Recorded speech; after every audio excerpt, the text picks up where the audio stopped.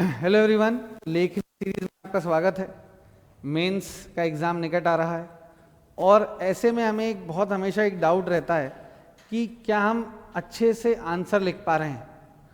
तो इस सीरीज़ के माध्यम से उत्कर्ष क्लासेस की पूरी टीम आपको गाइड करने की कोशिश करेगी कि एक अच्छा आंसर कैसे होता है, एक अच्छा आंसर हम कैसे लिख सकते हैं।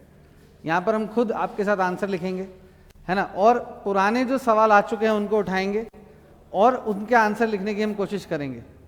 इससे आप लोगों को ये पता लग पाएगा कि हम आपका जो आंसर राइटिंग स्टाइल है वो अप टू द मार्क है कि नहीं। देखिए, बात यह है कि आपने कितनी भी पढ़ाई की हो, एग्जामिनर को तो ये चीज़ नहीं पता कि आपने कितनी पढ़ाई की है।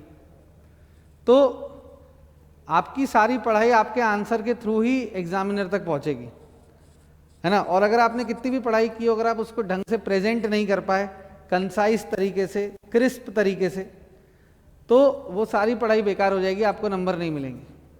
तो आइए इस सीरीज के थ्रू कोशिश करते हैं कि आपकी आंसर राइटिंग इंप्रूव हो सके, आपको समझ में आ सके कि बेसिकली आंसर लिखना कैसे है। तो ओवरऑल देखिए, कोई बहुत कॉम्प्लिकेटेड बात नहीं है। आपसे 3 तरह के सवाल पूछे जाएंगे, है ना। पहला जो टाइप होगा वो होगा शॉर्ट आंसर, 2 मार्कर। तो ये जो 2 मार्कर वाले हैं, इसमें आपको कुछ चीज़ों का ध्यान रखना है। ये जो 2 मार्कर क्वेश्चन आपसे पूछे जाएंगे, इसमें आपको कुछ चीज़ों का ध्यान रखना है। जैसे कि फॉर एग्जाम्पल, वर्ड लिमिट हमेशा रिस्पेक्ट करें। ये तो सभी में ही ट्रू है, पर word limit you should always respect the word limit, है ना। 2 मार्कर में आप कोशिश करें कि 15 से 20 वर्ड से ज़्यादा कभी ना लिखें। ये भी कोशिश करें कि आप पॉइंट्स में लिखें।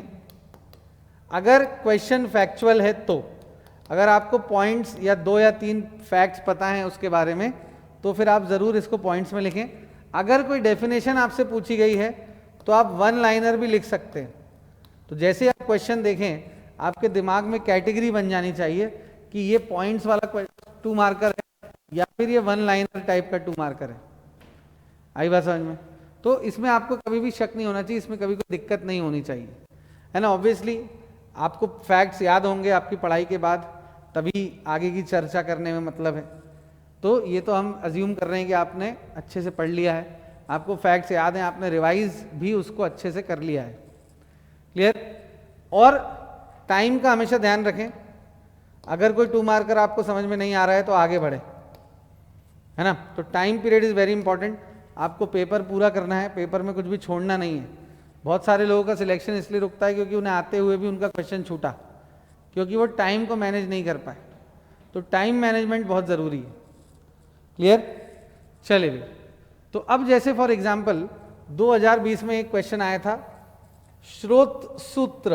अब ये क्वेश्चन थोड़ा कठिन था, पर जो हमारा भी जनरल ट्रेंड चल रहा है ना, हमारा जनरल ट्रेंड अभी क्या चल रहा है कि हमें क्या करना है, मतलब जनरल जो ट्रेंड है वो अभी क्या चल रहा है कि जो कॉन्सेप्ट्स और आइडियाज़ वाला हिस्सा है ना, उससे जो है चीज़ें पूछी जाएंगी।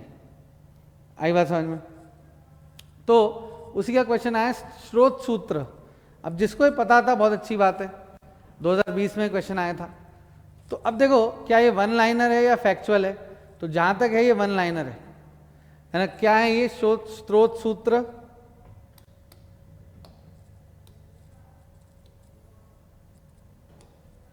है ना। तो इसमें अब चाहे तो 1 लाइनर आंसर भी लिख सकते हैं, है ना। दे आर एंशिएंट वैदिक टेक्स्ट। मैं इसको 3 पॉइंट में डिवाइड कर रहा हूं, है ना। सबसे पहले मैंने इंट्रोडक्शन दिया कि ये क्या है। 2 मार्कर में हमेशा ये इंपॉर्टेंट है कि सबसे पहले आप इंट्रोडक्शन दें, आप बताएं कि जो आपसे पूछा गया है वो एक्चुअली में है क्या। तो दे आर एंशिएंट वैदिक टेक्स्ट, है ना। अब ये क्या है? They give us the details, they give us the details, है ना। ये हमें डिटेल देते हैं। They give us the details about the method of sacrifices. तो ये हमें डिटेल में बताते हैं कि सैक्रिफाइसेस जो है वो किस तरीके से कंडक्ट किए जाने हैं, क्या सामग्री यूज होनी है, क्या होना है, इस तरीके से ये हमें बताते हैं। They give us the details about the method of sacrifices, है ना। और यहां पर एक और चीज हम ऐड कर सकते हैं कि ईच वैदिक स्कूल, है ना, has a different type of स्रोत सूत्र, ठीक है। ईच वैदिक school has different type of स्रोत सूत्र, ठीक है। तो आपने वर्ड लिमिट इसमें फॉलो की होगी मोस्ट प्रोबेबली, मुझे उम्मीद है।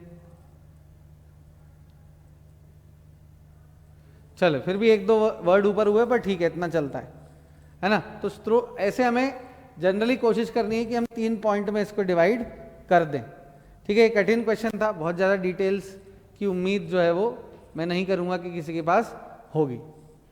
क्लियर। अब इसी तरह एक और क्वेश्चन आया था, देखते हैं। 2021 में सूत्र अध्यक्ष मौर्यन पीरियड से बिलोंग करता है। He is one of the 27 अध्यक्षास mentioned in the Rigveda, sorry Rigveda कह रहा हूं, अर्थशास्त्र। क्लियर। तो इसको अपन 3 पॉइंट में कैसे डिवाइड करें?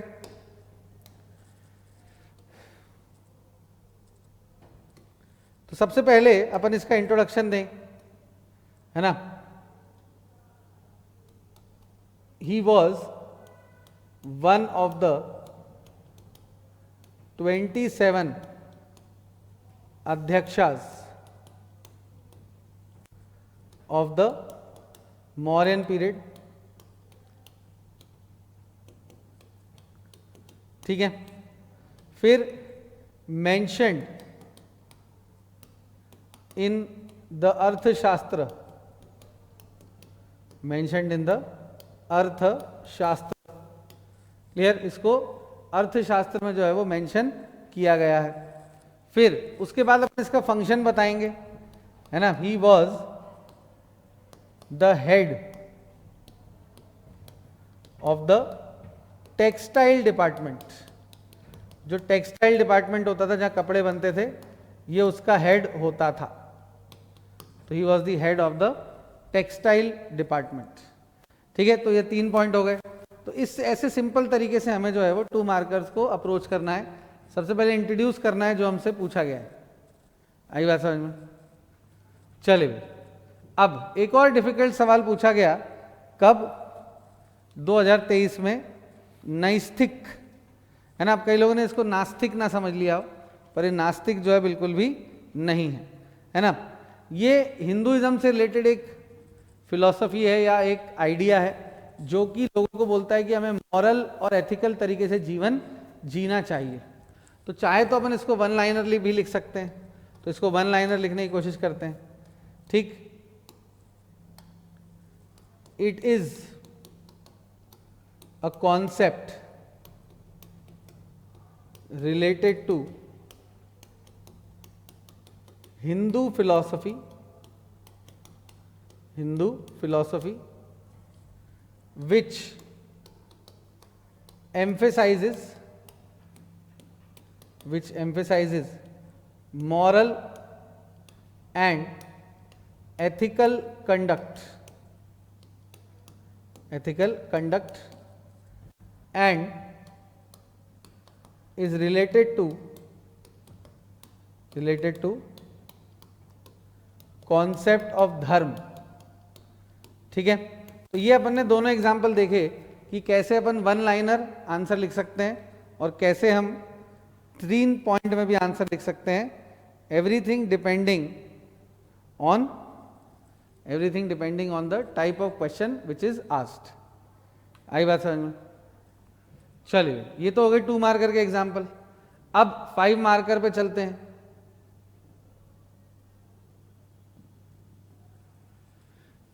ठीक है, 5 मार्कर पे चलते हैं। अब क्वेश्चन 2019 में आया था, evaluate Krishnadeva Raya as a pattern of art and literature. तो जब भी किसी राजा को इवेल्युएट करने के लिए आए, है ना, तो हमेशा अपन कुछ उसको डिवाइड कर दो। देखो ये तो 7 मार्कर है, तो इसमें जो है बहुत ज़्यादा हमारे पास वर्ड लिमिट नहीं है। 7 मार्कर में हमेशा हम क्या कोशिश करेंगे, एक तो हम पॉइंट्स में लिखेंगे, जनरली कोशिश करें कि 6 to 7 पॉइंट्स हो, है ना, and each point containing 10 words. Perfectly तो ऐसा नहीं हो पाता है, बट जनरली कोशिश की जाए कि इसी के आसपास रहें। क्लियर? अब इसमें एक और सवाल पूछा जाता है कि सर इंट्रोडक्शन कंक्लूजन लिखें कि नहीं। तो देखो ये भी डिपेंड करता है कि तुम्हारे पास मटेरियल कितना है लिखने को। अगर तुम्हारे पास मटेरियल बहुत है लिखने को और इंट्रोडक्शन कंक्लूजन लिखने से तुम्हारा मटेरियल आंसर में नहीं जा पाएगा तो मत लिखो। अगर मटेरियल कम है तो ही फिर इंट्रोडक्शन और कंक्लूजन हमें लिखना चाहिए। ठीक है? अब जब भी किसी राजा को इवेल्युएट करने की बात आती है तो बेसिकली हमें उसके अचीवमेंट्स बताने होते हैं, और अचीवमेंट्स को हम 2-3 हिस्सों में डिवाइड कर सकते हैं। सबसे पहला मिलिट्री अचीवमेंट, ठीक, दूसरा कृष्णदेव राय के केस में लिटरेरी अचीवमेंट, ठीक है, फिर आर्किटेक्चरल अचीवमेंट या फिर इकोनॉमिक अचीवमेंट। क्लियर? तो कृष्णदेव राय के केस में हम क्या क्या लिख सकते थे, देखते हैं।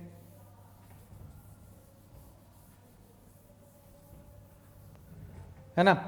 तो अगर हमें पॉइंट्स डालने हो तो हम कैसे लिख सकते हैं? एक छोटा सा इंट्रो हमें लिखना पड़ेगा ये बताते हुए कि कैसे Krishnadeva Raya was the greatest ruler of Vijayanagar. ठीक है? फिर अपन इसके मिलिट्री अचीवमेंट्स पर आएंगे। मिलिट्री अचीवमेंट्स पर आएंगे, अपन बताएंगे कि इसने बैटल ऑफ दीवानी लड़ा, बैटल ऑफ दीवानी लड़ा 1528 के आसपास, और उसमें उसने जो डेक्कनी सल्तनत थी उनको हराया। डेक्कनी सल्तनत डिफीटेड। मैं पूरा सेंटेंस नहीं लिख रहा हूं, है ना, पर मैं आपको क्लूज दे रहा हूं। ठीक है? डेक्कनी सल्तनतों को हराया, फिर गजपति रूलर को हराया, defeated the Gajapati ruler of Odisha, है ना। फिर इसी में आप दूसरा पॉइंट ले सकते हैं कि रायचूर डोआब का कंट्रोल लिया उसने, he got control of the Raichur Doab. ठीक है? यह आपका तीसरा पॉइंट हो सकता है। फिर लिटरेरी अचीवमेंट में हम क्या लिखेंगे? अष्टदिग्गज के बारे में लिखेंगे। अष्टदिग्गज, ठीक है, कौन थे अष्टदिग्गज? 8 eminent poets of south India. तो उनके बारे में जो है हम यहां पर बता सकते हैं, ज्यादा नहीं, एक लाइन में, है ना। ही वर दी 8 eminent poets of Telugu literature या तेलुगु पोएट्री। ठीक है? फिर पांचवा पॉइंट आ सकता है आर्किटेक्चर के बारे में। तो कृष्णदेव राय ने नागलीपट्टनम का शहर बनवाया था, नागलीपट्टनम का शहर बनवाया। फिर उसने रामास्वामी टेम्पल बनवाया था। ठीक है? ये सब एक ही लाइन में लिखना पड़ेगा। फिर उसने विजय महल लिखवाया, मतलब विजय महल जो है उसने बनवाया। क्लियर? तो ये सब इसमें आपको एग्जाम्पल देने, तो ये आर्किटेक्चर हुआ। फिर इकोनॉमिक अचीवमेंट, है ना, प्रमोटेड ट्रेड विद पोर्चुगीज, जिससे कि घोड़े इनके पास आते थे, ट्रेड विद पोर्चुगीज, है ना, और टुक स्टेप्स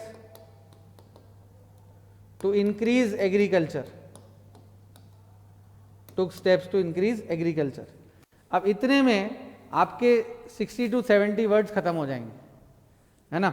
और आपको जब भी राजा इवेल्युएट करने के लिए आए तो आप मिलिट्री, लिटरेरी, आर्किटेक्चर, इकोनॉमिक, और अगर कोई रिलीजियस, देखो हर राजा का थोड़ा अलग अलग होगा, हर राजा के समय अलग अलग चीजें हुई, तो ये आपको ध्यान रखना पड़ेगा। आइए आपको बात समझ में।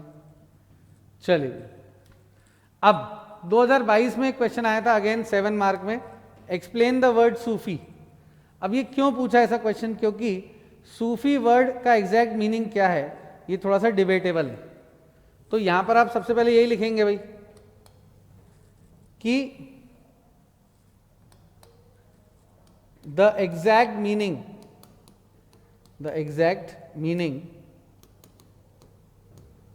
of the word Sufi is a debate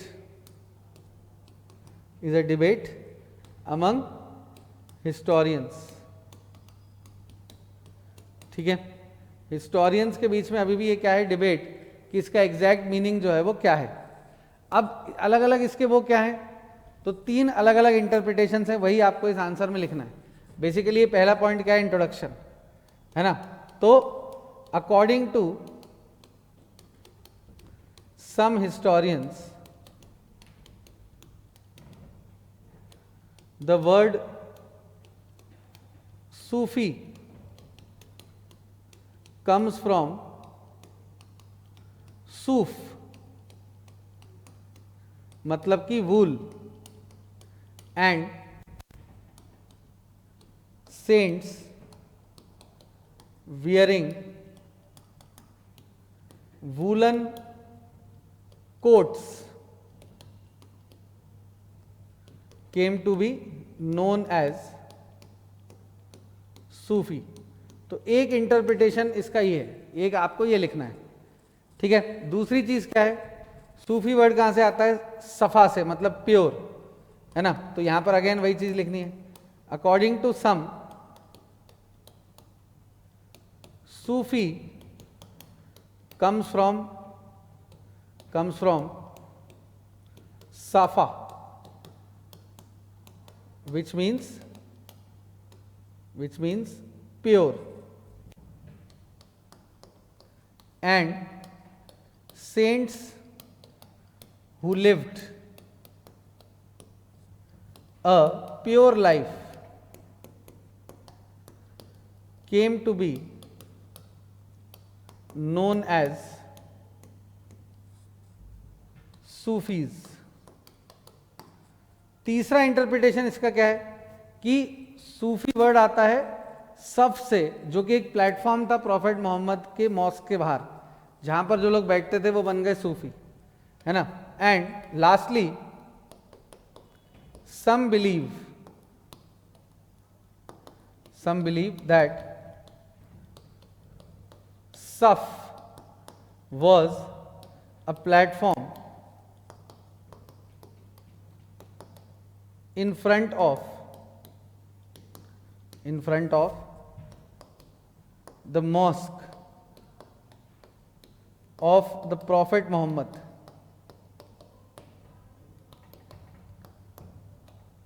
Mosque of the Prophet Muhammad, and people sitting on this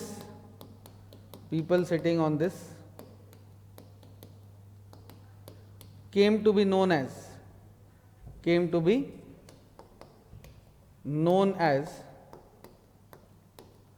Sufis, है ना. तो ये जो 3 इंटरप्रिटेशन थे, ये तीनों जो है आपने दे दिए.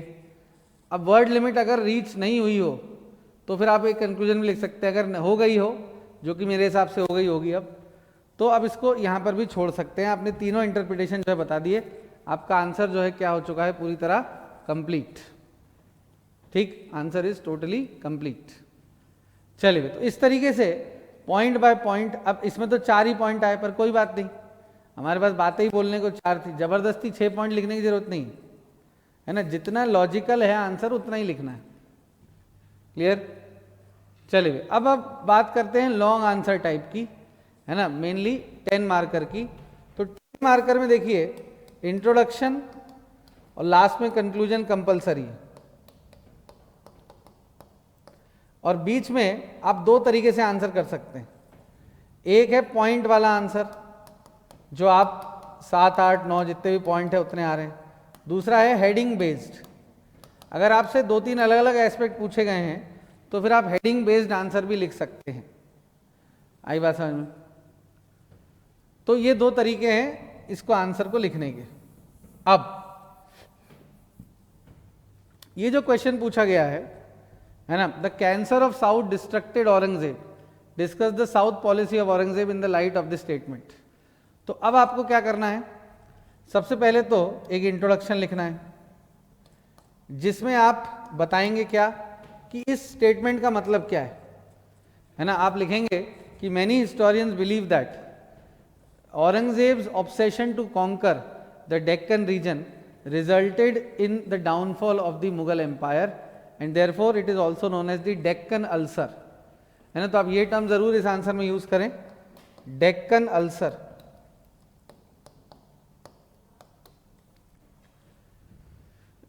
ठीक है भाई, डेक्कन अल्सर नाम जो आप जरूर यूज करें। अब आप औरंगजेब की डेक्कन पॉलिसी की हेडिंग डाल सकते हैं, तो डेक्कन पॉलिसी ऑफ औरंगजेब अब आप हेडिंग डाल सकते हैं, Deccan policy of Aurangzeb.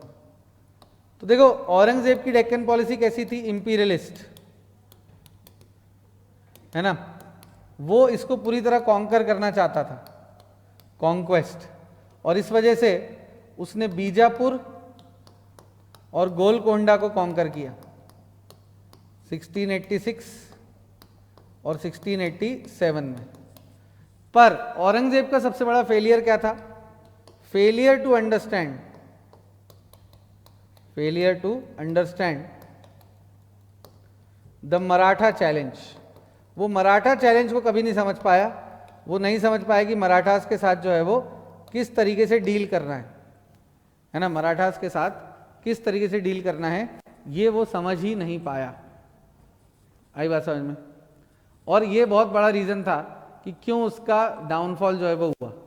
Clear. इसमें आप बता सकते हैं कि शिवाजी की डेथ के बाद औरंगजेब चीजें संभाल सकता था, पर 1689 में उसने संभाजी, छत्रपति संभाजी महाराज को भी मार डाला। उसके बाद मराठास जो हैं वो टोटली रिवोल्ट स्टेज में आ गए, और प्रॉब्लम ये थी कि अब मराठास का कोई एक लीडर नहीं था, वो सब लड़ तो रहे थे मुगलों से, पर अब कोई एक व्यक्ति नहीं था जो मुगलों से लड़ रहा था, अब कई सारे अलग अलग लोग थे। इस वजह से मुगल सेना जो है वो डेक्कन में 25 साल तक फंसी रह गई। इस 25 साल में बहुत सारा पैसा, है ना, मनी एंड मैन पावर खर्च हो गई। At the end of it Aurangzeb 1707 में मर गया और ट्रेजरी को खाली छोड़ गया, और छोड़ गया एक डीमोरलाइज्ड मुगल आर्मी जो कि डेक्कन में बुरी तरह हार चुकी थी, मतलब अपने ऑब्जेक्टिव जो है कभी पूरे नहीं कर पाई थी।